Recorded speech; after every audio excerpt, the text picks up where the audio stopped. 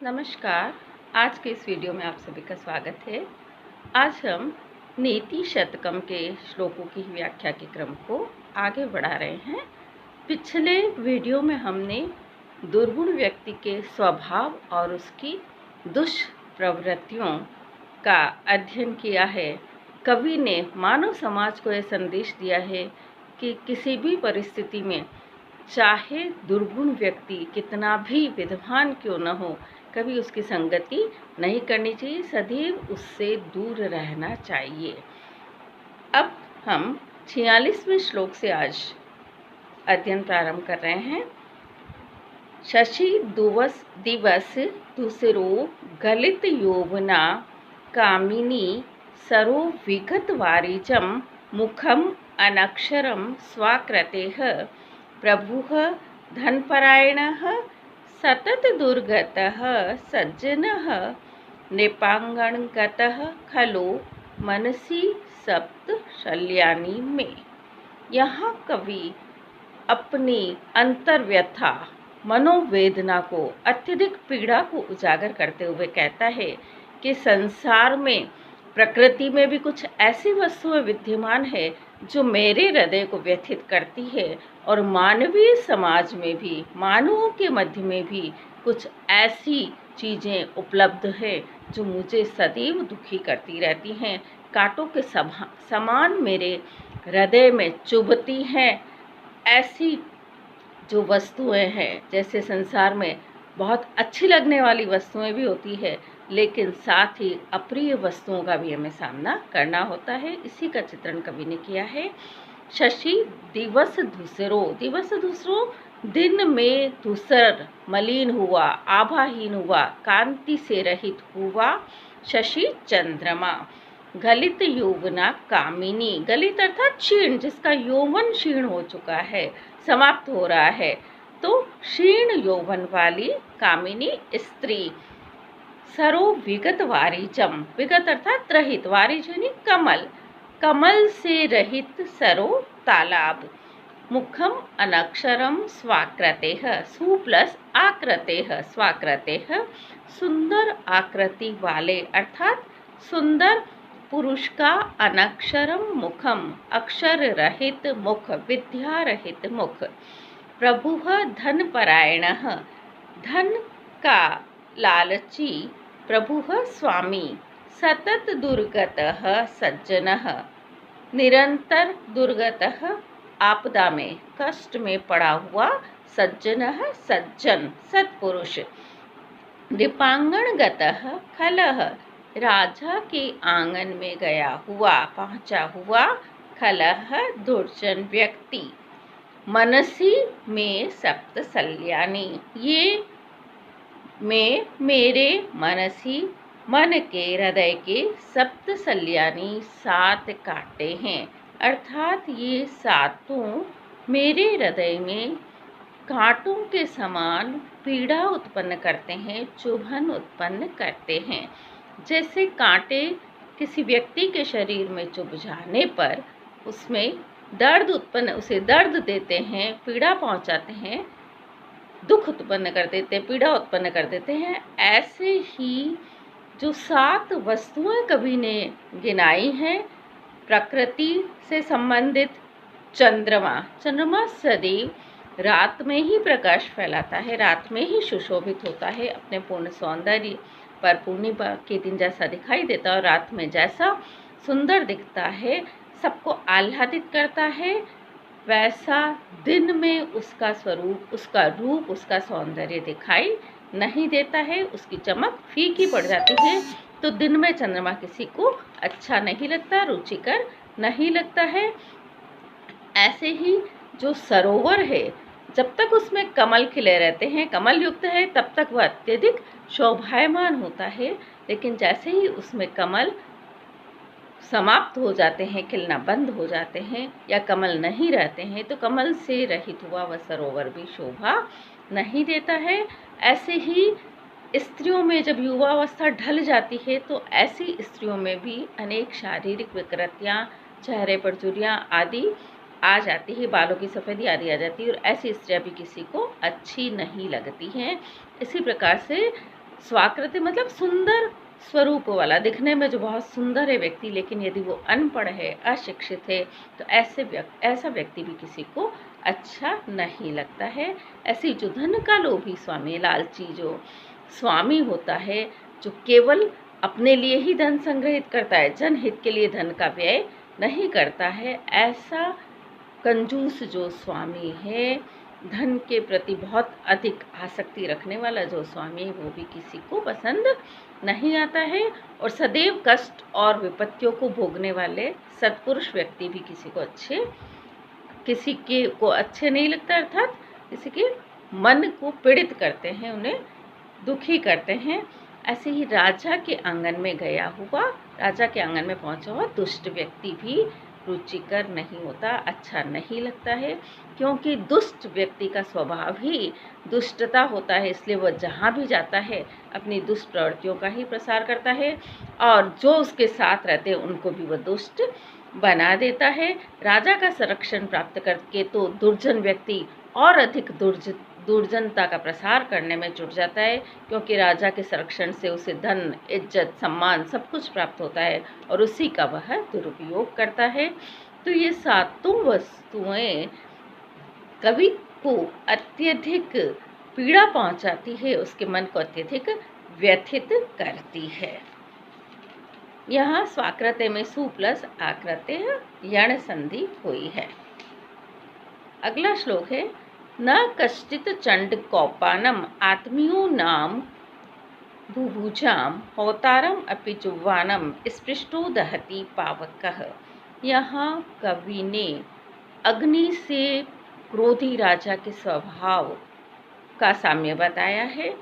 जैसे अग्नि में यदि होता आहुति अर्पित करता है, हवन करता है, अग्नि को और अधिक एक तो प्रज्वलित करता है, दूसरा उसे और अधिक बढ़ाता है, उसकी वृद्धि करता है, तो भी अग्नि का स्पर्श करने पर जैसे अग्नि होता को जला डालती है, वैसे ही अत्यधिक क्रोधी राजा कभी भी किसी का सगा नहीं होता है। वह अपने क्रोध का प्रहार किसी पर भी, किसी समय पर भी कर सकता है।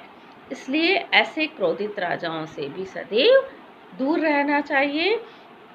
चंड कोपानम तीव्र क्रोध वाले बुभुजाम राजाओं का आत्मीयो नाम न कश्चित, कोई भी अपना नहीं होता है। नाम तो एक अव्यय मात्र के लिए आया है। होतारम अपि जुह्वानम हवन करते हुए, होतारम अपि होता को भी, पावकः दहति अग्नि जला देती है, स्पर्श करने पर। तो जुह्वानम हवन करते हुए, होतारम अपि होता को भी, स्पर्श करने पर, छूने पर, पावकः दहति अग्नि जला देती है, क्योंकि अग्नि का स्वभाव ही जलाना होता है, दाहकता होता है, और स्वभाव ही दुरतिक्रमण कहा गया है। स्वभाव का कोई भी अतिक्रमण नहीं किया जा सकता है। जैसा जिस वस्तु का स्वभाव है वैसा ही सदैव रहता है। इसीलिए दुष्टों से दूर रहने की कवि ने शिक्षा दी है। अगला श्लोक है, मूनात् मूकः प्रवचन पटुः वार्तुलो जल्पको वा दृष्टः पार्श्वे वसति च सदा दूरतः च अप्रगल्भः शान्त्या भीरुः यदि न सहते प्रायशो न अभिजातः सेवा धर्मः परम गहनः योगिनाम अपि अगम्यः। इस श्लोक में कवि भर्तृहरि ने सेवा धर्म की दुष्करता को प्रतिपादित किया है। कवि कहते हैं कि सेवा करना अत्यंत मुश्किल कार्य है, अत्यंत कठिन कार्य है। सेवक चाहे अच्छा से अच्छा कार्य करे तो भी स्वामी कभी भी संतुष्ट नहीं होता है। सेवक के कार्यों में भी सदैव कमियां ही निकालता है। सेवा करने वाले अर्थात सेवक की कैसी परिस्थिति है, उसी का सुंदर चित्रण कवि ने किया है। मौनात् मूकः, सेवक यदि चुप रहता है तो मूकः गूंगा समझा जाता है। प्रवचन पटु वार्तुलो जल्पको वा, प्रवचन पटु बोलने में यदि वह चतुर है तो वार्तुलो, वार्तुल अर्थात व्यर्थ की बकवास करने वाला, बकवादी। वा अथवा चल्पकः, अत्यधिक बोलने वाला। वाचाल समझा जाता है। पार्श्वे वसती, सेवक यदि सदैव स्वामी के पास में, पार्श्वे पास में वसती रहता है तो दृष्टः, ढीठ माना जाता है कि वो कुछ कार्य नहीं करता, ऐसे ढीठ समझा जाता है। च और दूरतः, दूर रहने पर, सदा अप्रगल्भः, सदैव वह प्रतिभाहीन माना जाता है और ये समझा जाता है कि वो व्यवहार कुशल नहीं है। तो दूर रहने पर सदा अप्रगल्भः, सदैव अव्यावहारिक, अकुशल और प्रतिभाहीन माना जाता है। शांत्या भीरुः, शांत्या सहनशील होने पर, सहिष्णु होने पर, भीरुः कायर समझा जाता है। यदि न सहते प्रायशः न अभिजातः, यदि वह किसी बात को नहीं समझता है तो प्रायशः न अभिजातः, प्रायः यह समझा जाता है कि वह अभिजातः, न कुलीन नहीं है। चाहे वो उच्च कुल का है फिर भी उसे उस कुल का नहीं समझा जाता है, नीच कुल का समझ लिया जाता है कि ये तो नीच कुल का होगा। सेवा धर्म परम गहन, सेवा का धर्म अत्यंत गहन है, अत्यंत गंभीर है, अत्यंत गहरा है। योगिनाम अपि अगम्य, जो योगियों के द्वारा भी नहीं समझा जा सका है, योगियों के लिए भी अज्ञेय है। त्रिकालदर्शी, तीनों कालों की बातों को जानने वाले, सर्वज्ञ, सब कुछ जानने वाले, सर्वदर्शी, सब कुछ देखने वाले, आत्मज्ञ योगियों के लिए भी सेवा धर्म समझ में न आ सकने वाली चीज है, उन्हें भी वो समझ में नहीं आता है, उनकी समझ से भी परे है। तो यहाँ सेवा धर्म परम गहन योगिनाम अपि अगम्य, कवि ने इस महत्वपूर्ण शाश्वत सूक्ति का कवि ने यहाँ प्रयोग किया है। इस सामान्य कथन का भी यहाँ कवि ने प्रयोग किया है, सामान्य से विशेष का समर्थन है, इसलिए यहाँ अर्थांतर न्यास अलंकार है। और सेवा धर्म की जो विभिन्न प्रकार की विपदाएं कहें या हम जो कठिनाइयाँ हैं, परेशानियाँ हैं, समस्याएं हैं, उनको कवि ने उजागर किया है। सदैव स्वामी को प्रसन्न रखना किसी भी सेवक के बस की बात नहीं है, क्योंकि स्वामी किसी भी परिस्थिति में, किसी भी प्रकार के आचरण से वह कभी संतुष्ट नहीं होता है। अब अगला श्लोक है, उद्भासित अखिल खलस्य विशृंखलस्य प्रागजात विस्तृत निज अधम कर्म वृत्तेः देवाद अवाप्त विभवस्य गुणद्विषो अस्य नीचस्य गोचर गतेः सुखम आप्यते केह। यहाँ कवि ने ये बताया है कि नीच पुरुष के संसर्ग से, संगति से सदैव दूर रहना चाहिए। नीच पुरुष यदि किसी के सामने आ जाए तो वह उस व्यक्ति को दुखी कर देता है।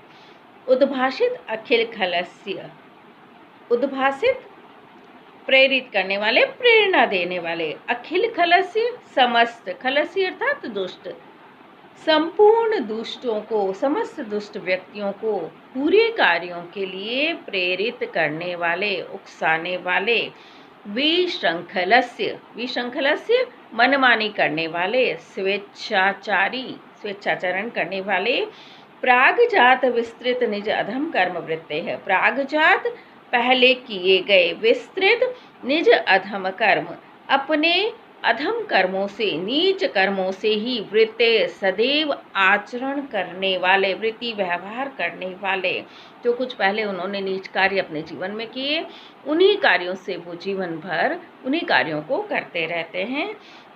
देवाद अवाप्त विभवस्य, भाग्य से विभव को प्राप्त करने वाले, धन को प्राप्त करने वाले, गुण द्विषः, गुणों से, दान दया दाक्षिण्य आदि गुणों से द्वेष रखने वाले, अस्य नीचस्य, इस नीच पुरुष के, इस दुष्ट पुरुष के गोचर गते, सामने आ जाने पर, दृष्टिपथ में आ जाने पर, केह सुखम आप्यते, किन पुरुषों के द्वारा सुख प्राप्त किया जा सकता है।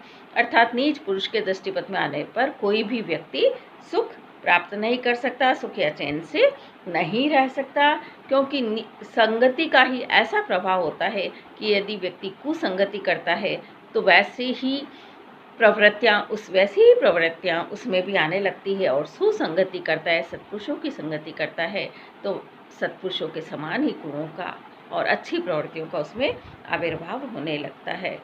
तो यहाँ दुष्ट व्यक्तियों की जो दुर्बलताएं हैं, दुष्ट व्यक्तियों के जो दुर्गुण है, दुष्ट प्रवृत्तियाँ हैं, उन्हीं को कवि ने उभारा है। दुष्ट सदैव ही अपने आसपास के लोगों को भी दुष्ट बना देते हैं, सदैव अपनी निरंकुश व्यवहार करते हैं अपना, और जो गलत कार्य वो करते आ रहे हैं, जैसे मदिरापान, युद्ध क्रीड़ा, हिंसा, तो ऐसे ही कार्यों को वो जीवन भर करते हैं, कभी उन्हें छोड़ना नहीं चाहते, और भाग्य से उन्हें धन भी प्राप्त हो जाता है और उस धन का और अधिक दुरुपयोग करते हैं, और सदैव गुणी पुरुषों के प्रति ईर्ष्या और द्वेष की भावना को रखते हैं। ऐसे दुर्जनों का साथ कभी भी नहीं करना चाहिए, उनसे सदैव दूर रहना चाहिए। आज बस इतना ही। छात्राओं, आपसे अनुरोध है कि मेरे इस channel SMMA04 doctor Saroj Mehta को सब्सक्राइब अवश्य कीजिए और इस वीडियो को लाइक अवश्य कीजिए। धन्यवाद।